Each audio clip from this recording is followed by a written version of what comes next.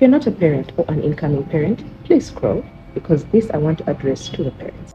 I have had girls before who come from very strict families, very strict cultures. I mean strict to a point that every time they would go home, they would be checked and inspected for virginity. Their hymen would be checked every holiday, on the clock, no jokes, and even before they go back to school. Conversations outside abstinence, conversations outside waiting until marriage, these conversations were not even tolerated in the households. So you know what these girls would do to scratch that itch? They would have conversations with each other. And because they were so curious, and because they are so curious, they do know that the front is what is being inspected, but the back cannot be inspected, because what are you checking for? And so they would have intercourse from the back. And they say that the front is only for the husband. Now, of course, the parent would not see this coming. The parent would know that what it is that I have is an angel. The parent knows that the things that they have taught the child, the things that they have done, have been 100% effective. But well, did you see that coming? I want to let you know that for me, this is what I live by. These are the principles that I do live by. However, I am not naive to the fact that I cannot reflect my values and my moral standards on another person. And also I must understand that the era in which I was brought up is not the same era in which my children are going to be brought up. We are living in an era of information overload. The internet has things that simply have no regulation. Because I remember at least before, things like pornography and intercourse and nudes and what had regulations. I mean, you had to have the PG-18 or things like that. But right now, these things are everywhere, and you would be naive to think that your children do not have exposure to them. And then when they go to their schools, the conversations they have,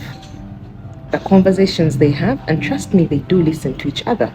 So if you're a parent that wants to assume that your child is very moral, your child is very blameless, think again. Now, of course, this is not to take away from the fact that some of us and some people have raised their children very well. And oh my God, I always pray to God for children that are obedient.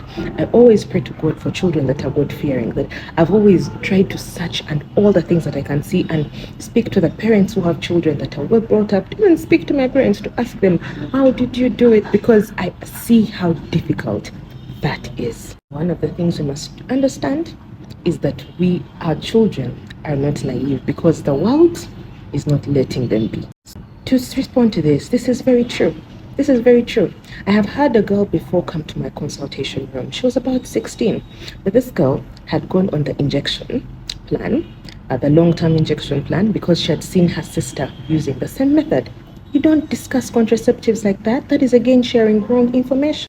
There's no business a girl of 16 has doing with an injection plan.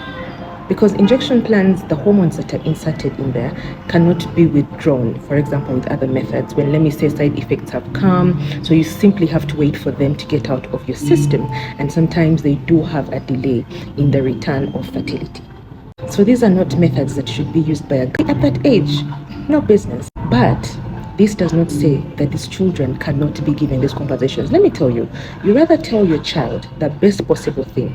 Let them know that I trust you, I know what is there, and if things get to the worst at some point, this is how you should protect yourself, so that you don't have to go through the consequences of doing something just simply because you have questions, simply because you have an itch that's not strong. I kid you not. For me, I live by the ABCs. Abstain, be faithful, and use condoms.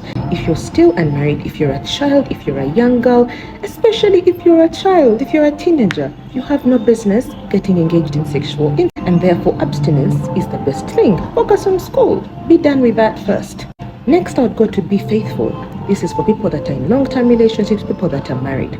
But, well, and now for the people that are mature, assuming that children are moral, you are married and you are here legalizing infidelity.